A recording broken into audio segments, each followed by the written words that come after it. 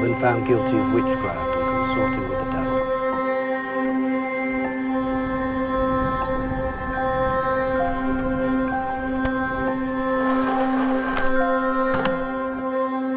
If you would save your souls from perdition, repent now and confess your sin.